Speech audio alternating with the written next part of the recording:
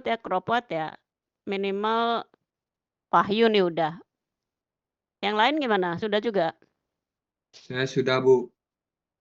Oke, udah dicoba main? Sudah sempat coba, Bu, tapi sampai, di crop pattern tuh saya belum paham, Bu. Ya mungkin nggak karena crop pattern yang ada di FAO kan macam-macam gitu ya, ada banyak sekali masalah, apa namanya, bukan permasalahan, tersedianya itu banyak sekali gitu loh. Jadi ya, eee, apa namanya, sebetulnya sampai evaporasi aja masih oke, eee, habis itu sampai ETO itu loh, evapotranspirasi yang, tergantung dari tanamannya itu aja. Itu sampai juga kan Mahen sama Wahyu? Udah ya? Sudah, Bu. Sampai Mhm. schedule sebenarnya, Bu, tadi kemarin tuh, Bu. Sampai juga ya ke schedule, sudah lewat berarti ya? Jadi ndak Mhm. masalah mungkin kita karena semua faktor-faktor yang harus diperhitungkan itu udah tersedia gitu kan, dari temperatur, kecepatan angin tuh langsung langsung ngambil yang default ya, kalau sudah memasukkan lintangnya sama apa namanya, bujurnya itu udah keluar langsung ya, Mahen ya? Kalau yang dari saya coba, ya, Bu, tinggal masuk data dari BMKG-nya aja Mhm, dan data ketinggian tuh udah langsung dapat, ETO-nya gitu, iya etino. iya minimal memang sebetulnya sih bukan cuman sih ya, maksudnya, sementara ini ya Cropwatch-nya kita pikir, "Ah, sampai ETO dulu deh," gitu, mmm, sudah dapat, tapi masalahnya sekarang adalah, mmm, waktu memasukkan data itu, ya itu yang harus betul gitu, dan setelah ETO ngapain kan, eee, apalagi gitu kan, karena kita masih nanti dari ETO akhirnya ke belakangnya adalah mencari, mmm, kita mencari berapa sih kebutuhan airnya untuk daerah irigasi yang mau dilayani. Habis itu baru terus kita akhirnya menghitung, struktur, mmm, bangunan irigasi. Itu sebetulnya kan, eee, yang akan dilakukan. Tapi okelah, mari kita lihat dulu, kalau curah hujan gimana Mahen sama, siapa, Wahyu? Sudah ada juga datanya. Eee, dari FAO-nya kalian ngambil atau ngambil dari luar? Eee, saya ngambilnya dari BMKG-nya itu, Bu, ada datanya sama kayak Wahyu, gitu. Oh, oke, jadi tinggal ngambil aja dulu sementara ya, berarti yang kalau soal curah hujan kalau mau bikin sendiri ya ini berarti ya, eee apa namanya, ngurus lagi kayak waktu si hidrologi itu gitu ya, tapi okelah. Sebentar. Ke depannya kita sekarang ini kalau kita lihat dari RPS, kebutuhan air kemarin contoh soal nggak tahu kalian lanjutkan apa enggak yang, contoh soal itu, tapi yang ini saya lupa juga ini udah apa belum sih kemarin atau sudah gabung ya? Entar saya share dulu. No, eee,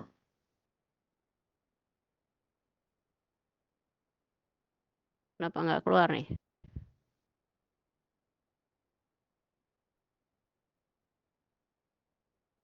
Terlihatkah?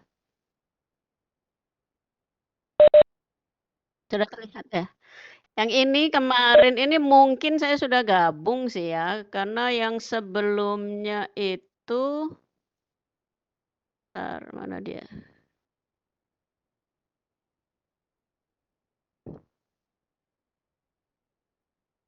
Yang ini, kebutuhan air tanaman dan kebutuhan air irigasi ini, eee, saya rasa parameter ini kita udah ini ya, cuman ini bentuknya lain. Ya faktor-faktor ini yang semua akhirnya masuk ke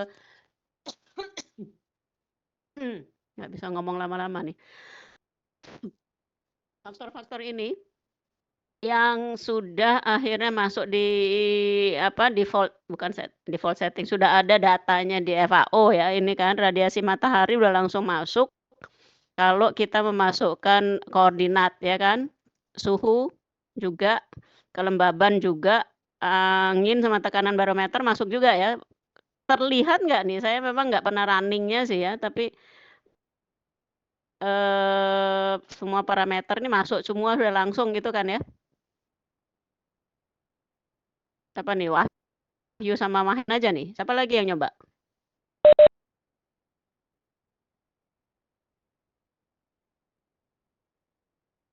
Iya, masukinnya manual tapi database-nya ada gitu kan.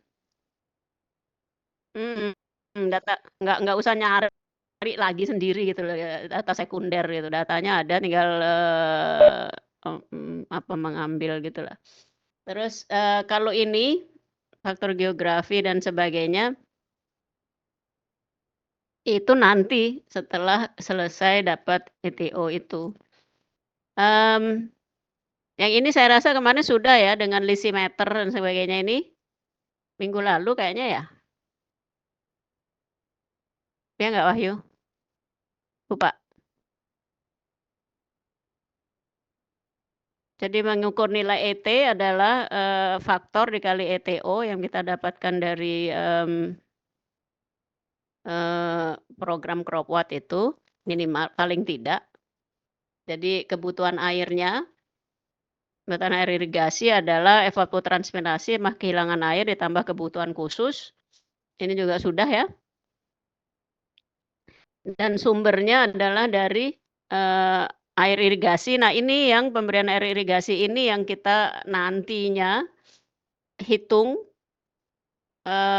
supaya kita bisa mendesain bendung atau bendungan ya, tinggi air di bendung atau bendungan itu. Mmm, Kalau hujan efektif dan, kelembaban tanah, kontribusi air bawah permukaan ini akan nanti masuk di analisis selanjutnya setelah mendapatkan hasil ETO.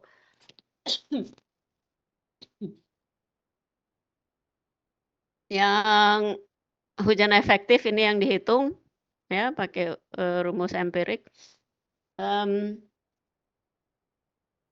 kontribusi air tanah dan juga nanti kita lihat dari karakteristik lokal di sana.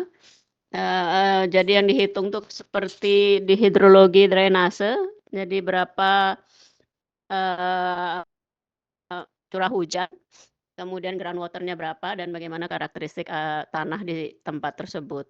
Nah, kemudian ini, keperluan air untuk tanaman padi karena ini nanti tugas adalah semua, menghitung kebutuhan air irigasi untuk padi sebetulnya kalau kita di Indonesia, ya udah mata kuliahnya seperti itu ya untuk padi. Makanya kita lihat tinggi genangan air sesuai dengan, apa, spesifikasi dari sumber daya air di PU, tinggi air kita perlu 50 sampai 70 milimeter,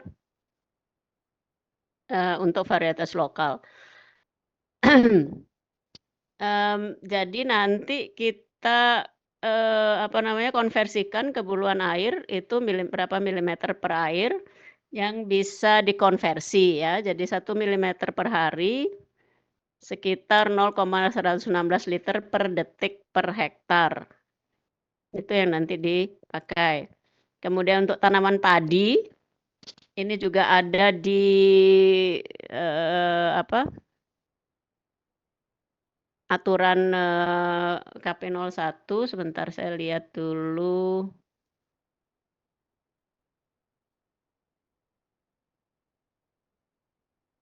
Di KP 01, kalau saya masukkan ini kelihatan nggak sih, kebutuhan air sawah untuk padi, terlihat ya? Ya, jadi ini yang mirip sama tadi itu, kalau kita lihat di sini, eee, ya ada periode keperluannya untuk, penyiapan lahan dan sebagainya, mmm, kebutuhan total air, ini semuanya, kemudian netnya berapa, pada saat penyiapan lahan itu ngapain aja, kemudian kebutuhan air penyiapan lahan nanti kita lihat, ini ada di buku yang namanya KP1, Perencanaan Jaringan Irigasi, KP01, yang bisa di-download, eee, bebas di internet. Ada yang sudah punya ini perencanaan jaringan irigasi? Coba dicari mumpung kita semua online. KP01 Perencanaan Jaringan Irigasi dari, mmm, SDA, Dirjen Sumber Daya Air PU, yang tahun 2013. Coba dicari ya. Ini isinya yang kita akan pakai juga dalam tugas. Jadi tentang, jaringan irigasi semuanya, bangunannya, mmm, perencanaan irigasi, kemudian ya ini, pengukuran untuk perencanaan irigasi. Jadi dari hidrometeorologi, tahap apa, kebutuhan air, sampai ke kebutuhan, air lainnya dan analisis evaluasi, dan berikutnya nanti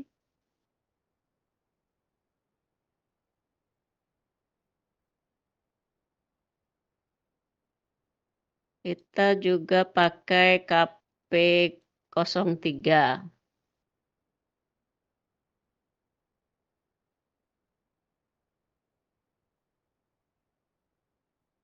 Ada yang udah dapat?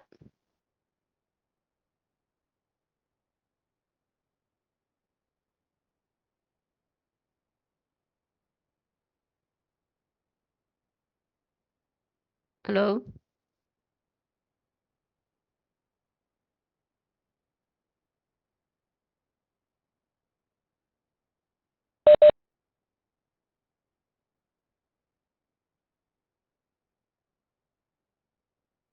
Oke.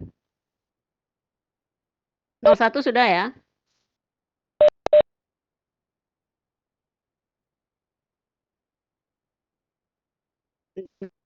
Grup, oke, good. Jadi kalau kita lihat di sini lampiran 2, ini ya, jadi kebutuhan total, kalau KP03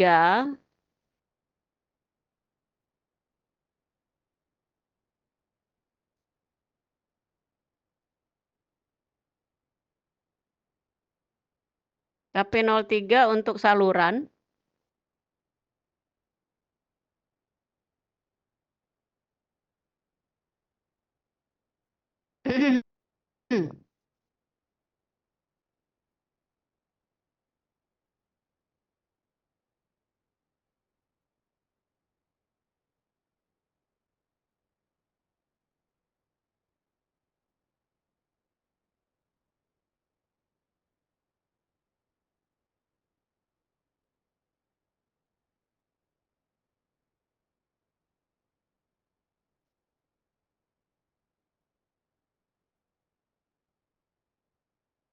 mmm, untuk saluran ini kita lihat ke dalam perencanaannya ya.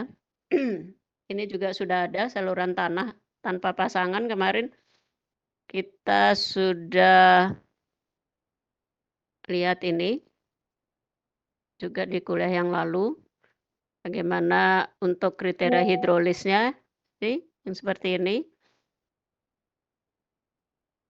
dan tabelnya untuk mendimensi saluran. Kemudian kita lihat untuk sawah, Ini ya, kemarin kita sudah bahas juga, ada kehilangan air, ini juga ada di KP3 ya, KP03.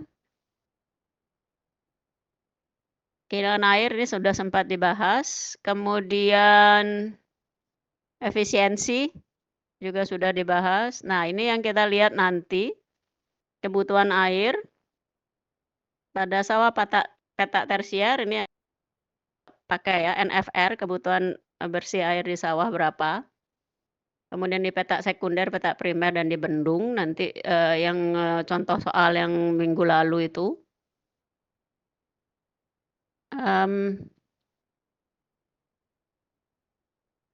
Kemudian ini juga kita sudah bahas sedikit pakai mekanika fluida, contoh mekanika fluida dan semua di tanahnya.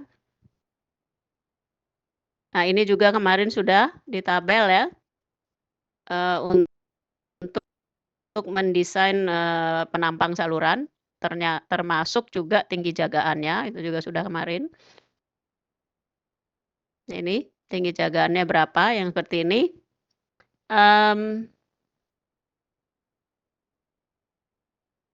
Kemudian udah ketemu KP03-nya? Ayo.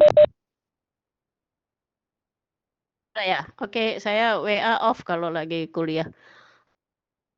Kemudian ada ini juga menyangkut tugas nanti, ada KP05 yaitu untuk petak tersier. Ya, kalau kita lihat di sini, itu yang 2013 ya, Wahyu ya, karena ada yang lama juga. Bedanya nggak banyak sih sebetulnya. Oke. Nah, ini yang KP05. Saya cari yang KP05. Ini untuk petak tersier. Di sini yang lebih mulainya dari data dasar ini ya, bikin layout dan sebagainya, trase saluran. Ya, bagaimana luas petak tersier itu biasanya sudah dikasih data dari soal. Ya, misalnya seperti ini ada sawah pembuang dan sebagainya, saluran pembuang dan sebagainya. Nah, kita lihat petak tersier sampai 100 hektar. Kemudian sebentar. Yang kita pakai nanti untuk tugas. Bentar ya, saya kecilkan aja biar gampang.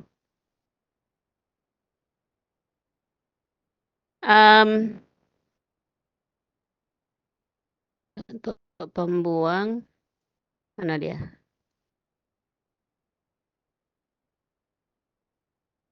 Nah, ini untuk merencanakan saluran yang kemarin kita sudah bahas sedikit-sedikit ya. Jadi debit rencana itu tergantung dari berapa kebutuhan air bersih tadi ya. Jadi kita mulai dari belakang kemarin ini, dan efisiensinya juga tadi ada berapa persen tergantung dari lokasinya, curah hujan, dan ini diulang lagi kebutuhan air total dan NFR. Elevasi muka air. Nah, ini yang penting nanti yang udah kuliah kemarin ya, bahwa berapa sih ketinggian yang kita perlukan, ketinggian air yang kita perlukan di intake. Ya, jadi tergantung dari berapa elevasi sawah terjauh. Yang ini yang kemarin ya, P adalah A ditambah apa ditambah dan sebagainya. Sehingga nanti didapatkan ketinggian air di bendung. Jadi berapakah kita harus mendesain bendungnya. Ya, jadi yang ini nanti juga memakai rumus-rumus yang ada di mekanika fluida tadinya. Saluran pembuang kelihatannya nggak terlalu masuk di tugas, tapi ini sudah ini modulus membuang dan sebagainya kemarin sudah juga. Mungkin belum saya kirim ya materinya ya. Oke. Nah, sebentar kalau kita lihat balik ke daftar isi. Jadi kita lihat layout, perencanaan saluran tadi sudah, box bagi pelengkap nggak pakai. Oke, itu aja dulu.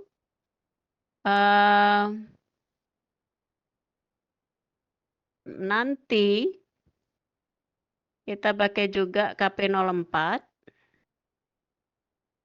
Ya, itu bagian-bagian bangunan itu untuk di kuliah berikutnya, tugas berikutnya, materi berikutnya.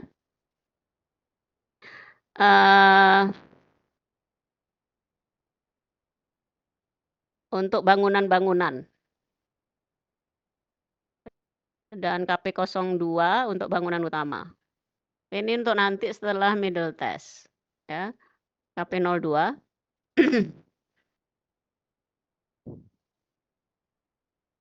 Jadi seperti apa itu jenis bangunan yang ada? Jadi bangunan bendung seperti apa dan perencanaan hidrolisnya.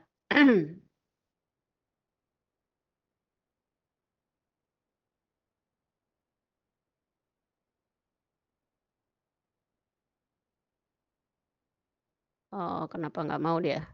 Oke.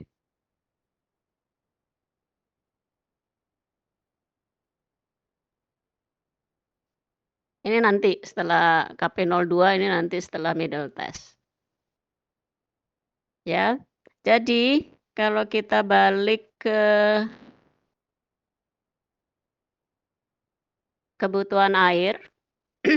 Jadi kita mulai dari hilir, paling hilir. Jadi bagaimana sih menentukan keperluan air untuk tanaman padi ya. Jadi kita lihat dari periodenya, dari pertumbuhan awal sampai mendekati panen. Seberapa sih airnya gitu ya. Jadi kita biasanya pakai dari SRI, Rice International itu ya. Jadi pemberian air sebetulnya ada 2, jadi continuous submergence atau intermittent irrigation. Jadi, digenangi, dikeringkan berselang-seling, tapi kayaknya kita di Indonesia pakai yang continuous submergence tergantung pada periode pertumbuhannya ya.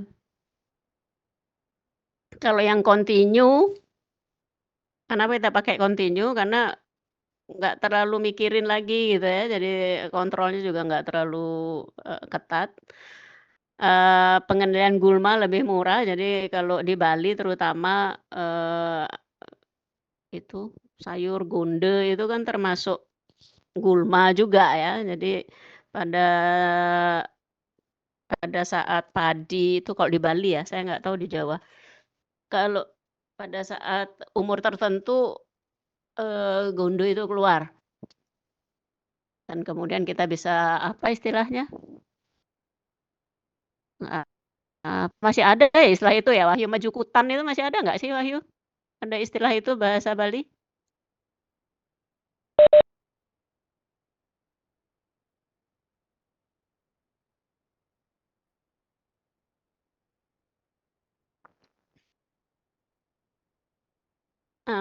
Mungkin mhm,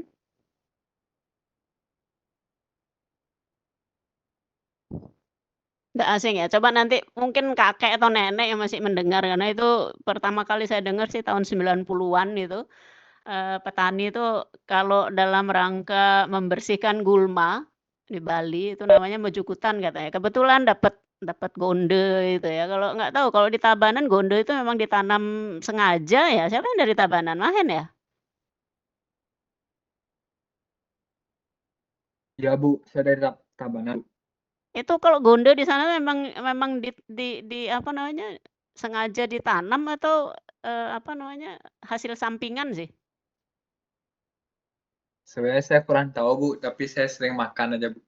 Sama, karena kalau di Buleleng, itu hasil sampingan kan, hasil sampingan itu gonde. Kalau pas berapa periode berapa gitu, padinya saya suka dikasih tahu keluarga saya yang petani, "Ah, ini lagi ada gonde," gitu. Jadi ya itu sampingan gitu ya. Tapi di Buleleng gondenya kan beda. Nah itu termasuk gulma sebetulnya. Ya tapi ya okelah. Ini yang, makanya di Indonesia banyak yang pakai irigasi kontinu karena jadi memang ya nggak bisa dibilang boros air ya, memang perlu air banyak karena operasionalnya jadinya relatif lebih mudah, untuk kontinu. Tapi ya itu ketersediaan air yang harus banyak. Ya jadi kalau yang berkala itu ya tergantung lokasi juga, dia jadi hemat airnya ya. Dan isunya sekarang kan sering dibilang, apa, padi itu menghasilkan gas metana gitu. Wah, ya ya bagaimana ya, memang selalu ada side effect yang buruk sih. Tapi oke, mengukur air yang dikonsumsi oleh tanaman. Jadi ya ada metodenya nih lebih banyak di orang agroteknologi. Jadi kita lihat dari berapa sih air hujan, berapa air permukaan yang tersedia, air irigasi, berapa lateral inflow air tanah dangkal, jadi, ada base flow-nya gitu ya di tanah itu, dan kemudian itu dibalanskan dengan outflow air permukaan, jadi drainasenya berapa, kemudian dari, outflow airnya ya, dari GI dan GO, kemudian ada ET, evaporasi transpirasi, dan perubahan simpanan air, kemudian perkolasinya berapa. Nah ini yang dihitung, tapi sering ini bukan ya udah termasuk apa namanya, rumusnya agak agak rumit, tapi kalau kita masukkan lebih jauh di Cropwat ini bisa dihitung tapi tentu saja data dari kita ya, padinya, apa namanya, varietasnya apa gitu. Jadi ya memang, ya apa-apa juga kalau mau bener memang banyak juga sih ya perhitungannya. Oke sebentar, mana tadi? Sebentar sorry.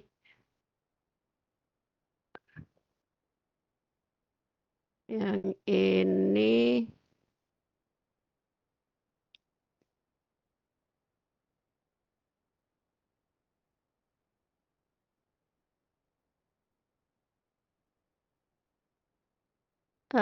sorry salah.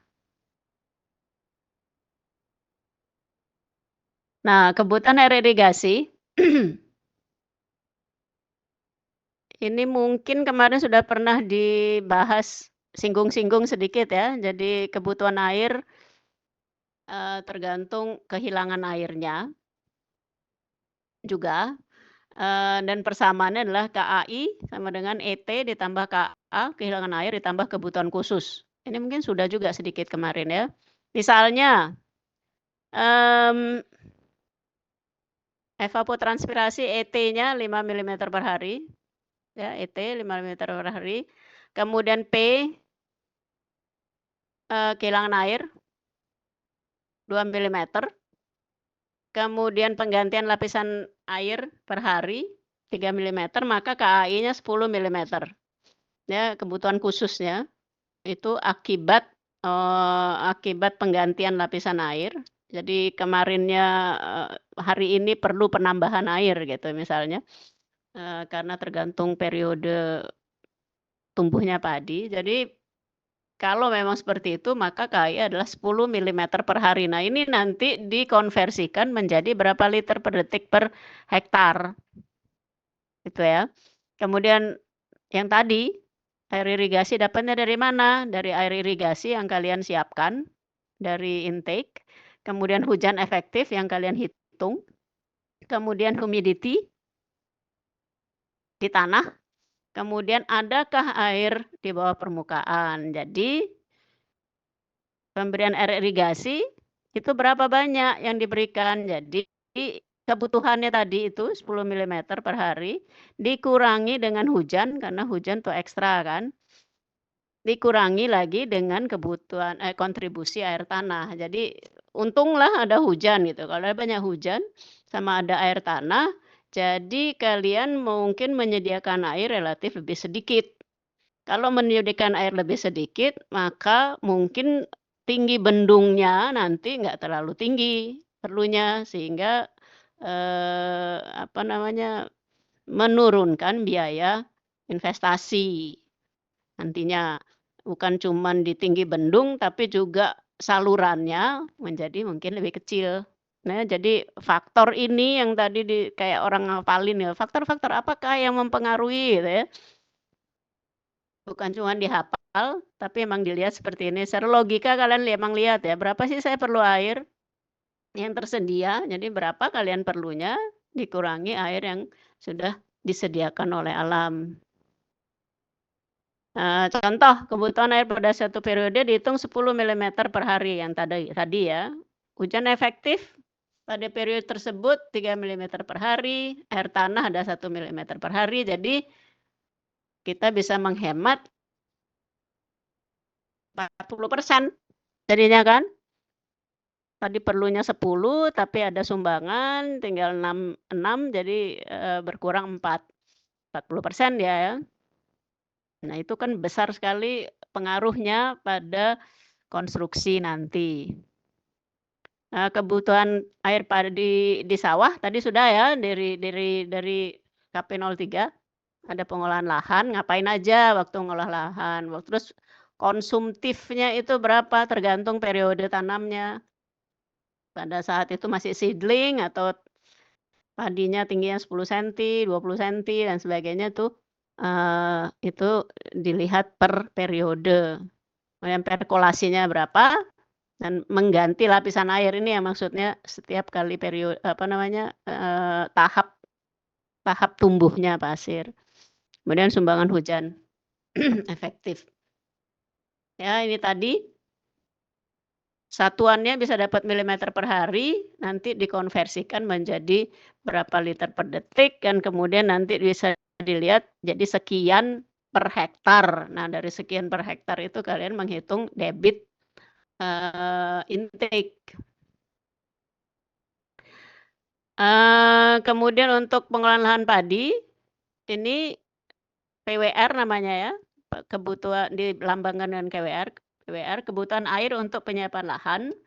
Itu adalah berapa kejenuhan tanah setelah penyiapan lahan dimulai dikurangi dengan sebelum penyiapan lahan. Jadi berapa, hutang mengisi, humidity tanah itu dikali dengan porositas tanah.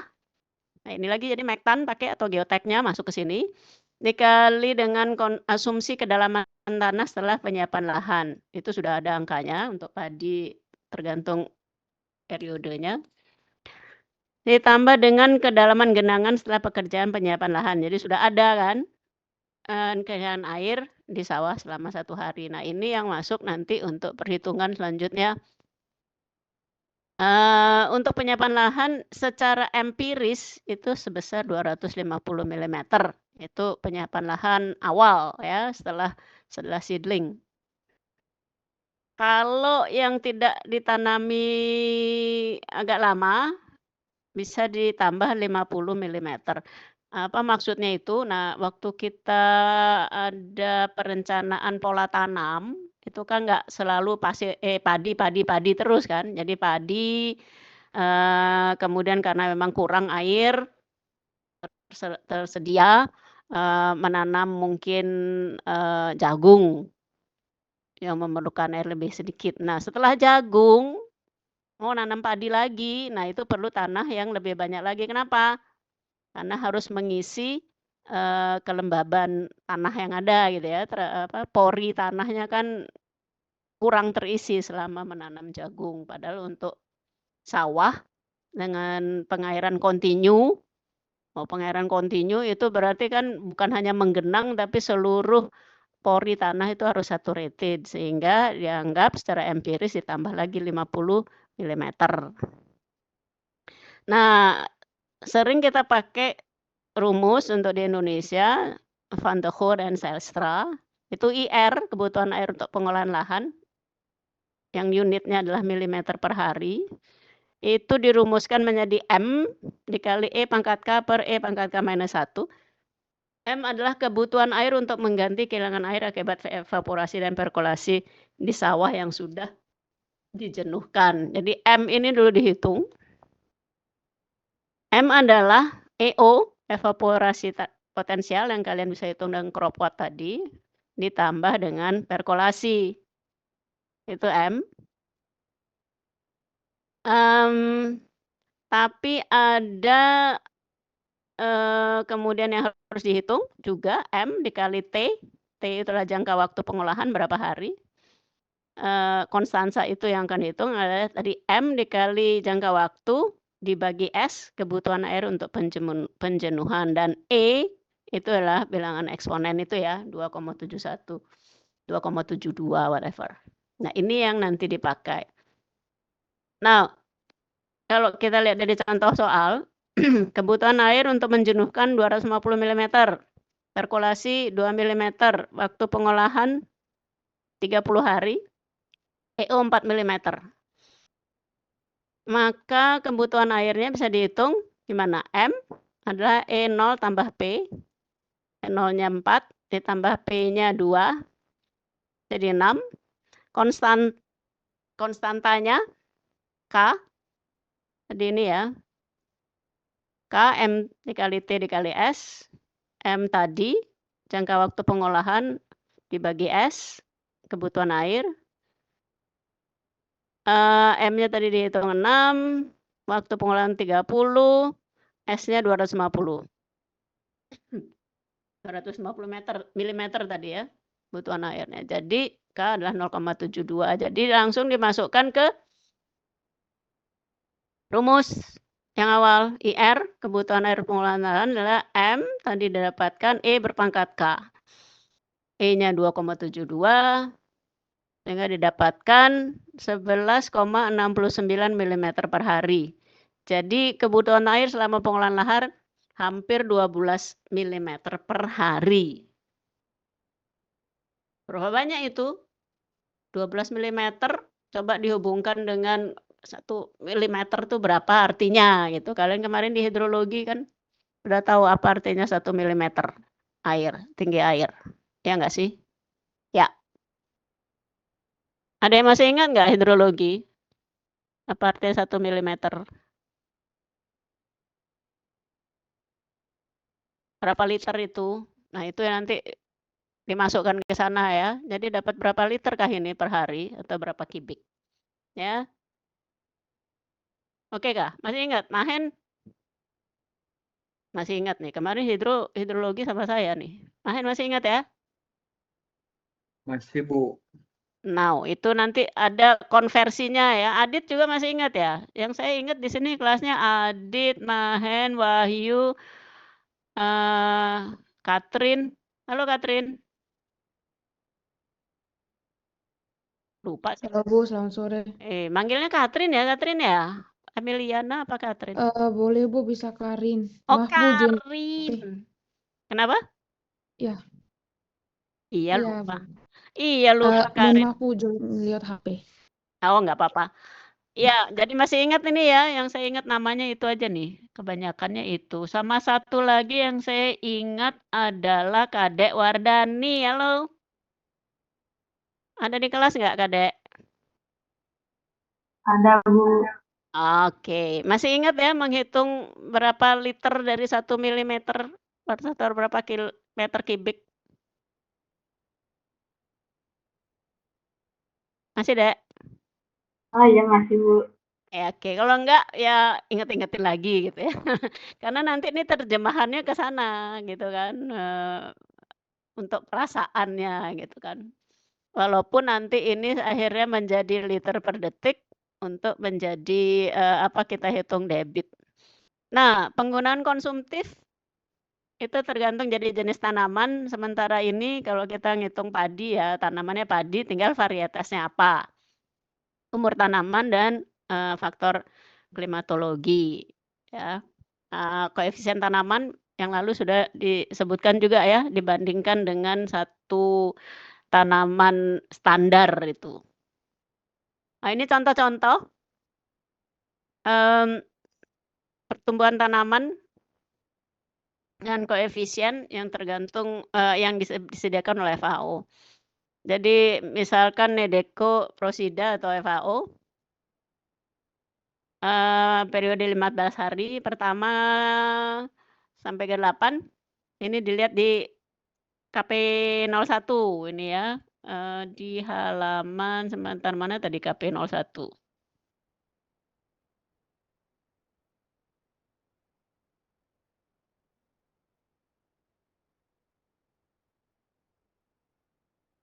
Ini ya 01.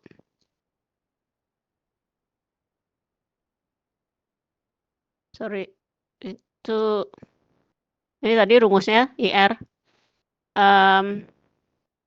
Nah ini dia. Bukan, sorry. Di sini. Diambil dari sini.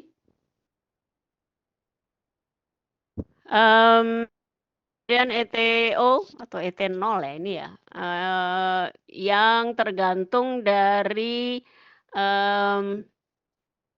tanaman standar yaitu rumput hijau setinggi 8 sampai 15 cm. Nah ini sudah standar, jadi ini kayak apa namanya default gitu ya, harus dikalikan dengan itu gitu ya, dan dikalikan dengan pembacaan panci evaporasi. Ini juga waktu di hidrologi kemarin. Nah ini contoh pengukurannya. Nah apa namanya, diketahui seperti ini setengah bulan ke 1, 2, 3, 4 sampai ke 24. Kenapa ada sekian? Ini kan ada 12 bulan, tiap setengah bulan ada hitungan evaporasi rata-rata sekian. Jadi kalau koefisien PAN-nya misalnya 0,8, makanya perhitungannya menjadi begini gitu ya. Nah,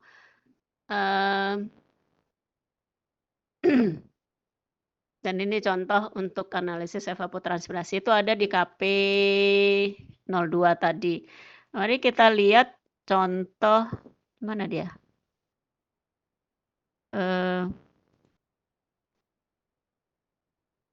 Saya nggak tahu nanti akan keluar tugas seperti ini apa enggak. Kalau ini diketahui data gitu ya. Dengan lokasi tertentu yang ini bisa dilihat dari Cropwatt juga, ada kecepatan angin dan sebagainya datanya. Kemudian bagaimana menghitung evapotranspirasi dengan metode Penman. Ini ada perhitungannya ya dengan rumus yang tadi itu. Tapi kalau pakai Cropwatt ya langsung dapat. Kemudian kita lihat ada data curah hujan tengah bulanannya seperti ini. Dari tahun 2012 sampai 2020, Januari, Februari setengah bulannya kayak gini curah hujannya gitu ya. Jadi bagaimana yang dihitung? Hitung curah hujan efektif tanaman padi dan palawija. Dengan diketahui faktornya 0,7 dan 0,5. Seperti apa? Itu. Nah, ini bisa dilihat di sini ya. Bagaimana jenis soalnya kemudian ada pola tanam. Nah, ini yang nantinya yang kemarin-kemarin akhirnya banyak menjadi tugas akhir. Pola tanamnya kayak apa? Ya, ada hari sekian gitu pola tanamnya akhirnya kayak apa, kondisi dah nanti menjadi berapa IR-nya, berapa GFR-nya, berapa NFR-nya. Itu, tapi saya juga nggak yakin apakah soal ini akan dijadikan tugas. Yang jelas untuk tugas awal sebelum middle test adalah merencanakan jaringan irigasi. Ya, yang itu belum keluar dari peta topografi, kemudian menjadi jaringan irigasi. Di kelas sebelah apakah bergrup ya Wahyu ya? Mungkin Wahyu sudah bilang kemarin, bergrup apa individual ini?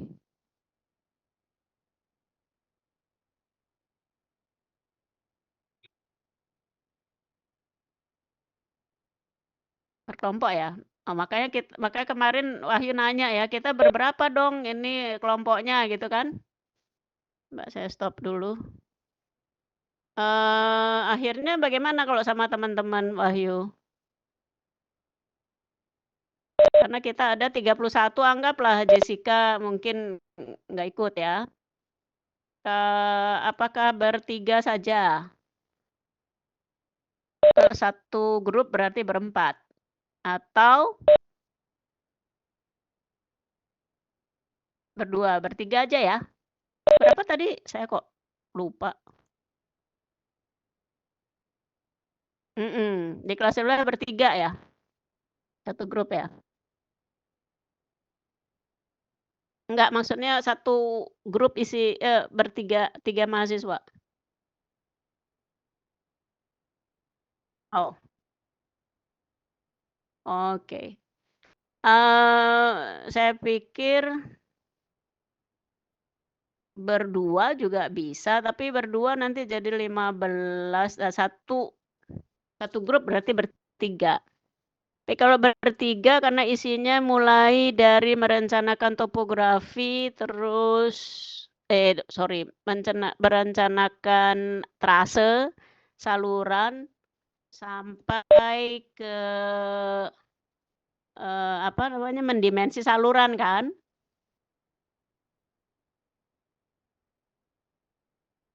Jadi 4 orang tuh kebanyakan sebetulnya. Jadi 3 orang, ada yang 2 orang gitu, bisa nggak sih?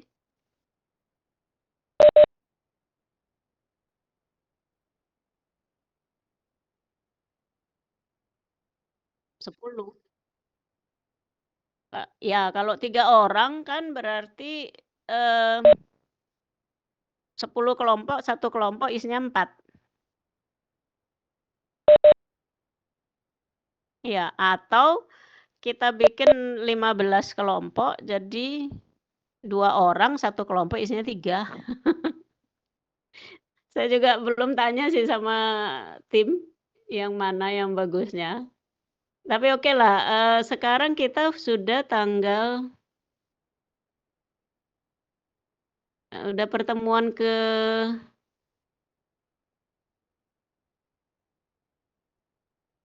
bentar, kita berapa nih, tanggal 9. Kita sebetulnya ke-5, tapi baru ke-4 ya?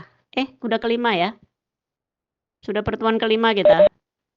Seharusnya iya, itu nanti jadinya kayak apa? Maunya kapan?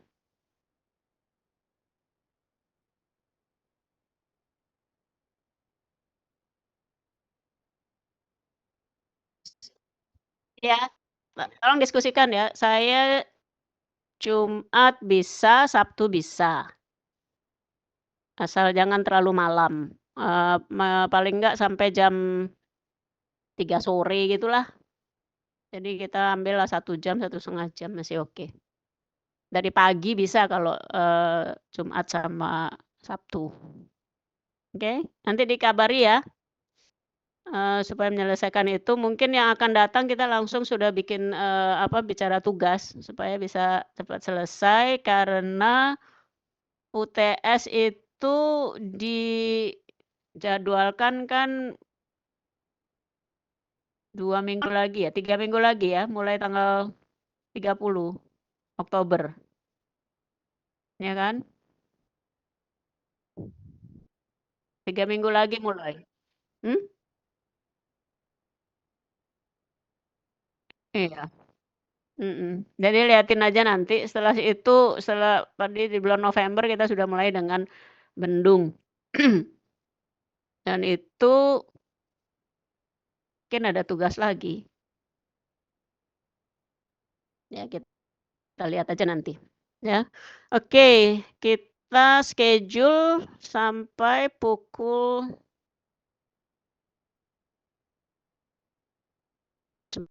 11.20, masih punya waktu nih banyak ya, 1 jam.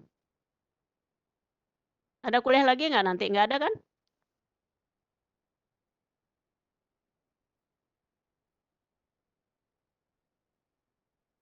Mmm, mhm mhm. Oke. Sebetulnya kita masih punya waktu ya kurang lebih 1 jam gitu ya, tapi saya rasa untuk ini, saya tugaskan aja, bukan tugaskan, jadi yang sudah download Cropword dan latihan, dan juga mendownload semua kalau bisa itu semua KP dari SDA, dari sumber daya air, dari KP 01 sampai KP 09. Di-download ajalah, bisa kalau memang mumpung masih gratis kan masih boleh, eee, dan nanti dilihat-lihat karena banyak yang overlap juga sebetulnya, bukan overlap ya, terulang lagi karena memang, eee, apa namanya, berhubungan ke sana, gitu ya. Jadi dari ngomongin jaringan, ya ngomongin lagi kebutuhan air juga masuk ke sana gitu ya.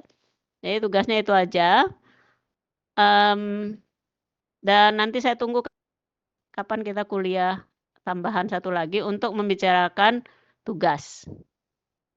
Minggu depan semoga semua oke. Apa namanya, kita bisa, mmm, membahas tugas sorry, atau mulai bicarakan, materi selanjutnya. Oke, mmm, nanti saya kabari lagi deh ya, tapi minimal paling tidak mungkin bertiga gitu satu grup. Paling banyak itu bertiga, tapi apa boleh buat ada satu yang 4 orang, kalau mau bisa saya nanti coba diskusikan dengan tim, boleh 4 orang atau 2 orang gitu, ada 2 grup yang 2 orang. Dilihat aja deh, ya.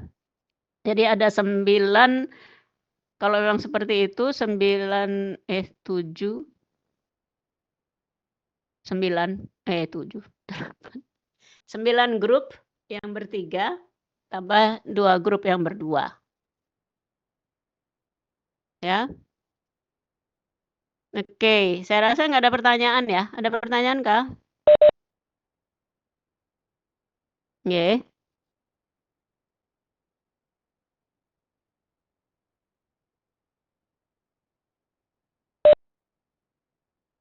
ya. Suaranya kok hilang?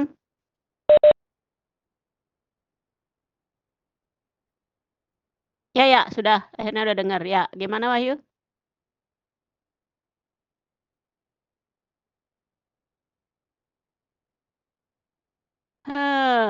Kalau kita lihat dari waktunya sekarang sih 3 minggu ya, maksimum 4 minggu deh. Sekarang udah banyak tugas ya Wahyu?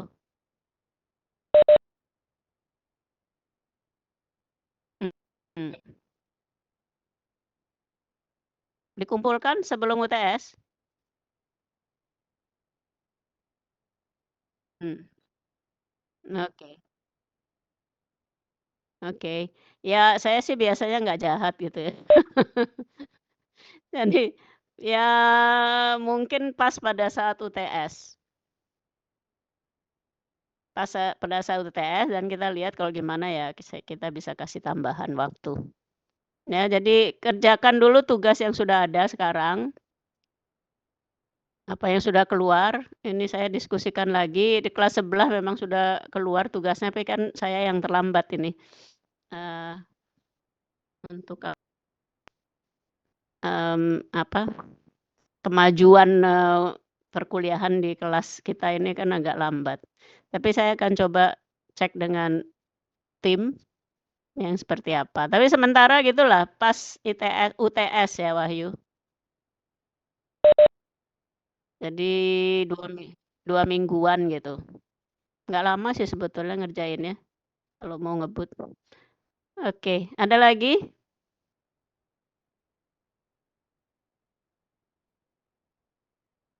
Ya. Ya, bikin aja kelompok paling enggak 3 orang, mmm, dan yang 4 orang tuh ada kemungkinan dibagi 2, jadi 2 orang.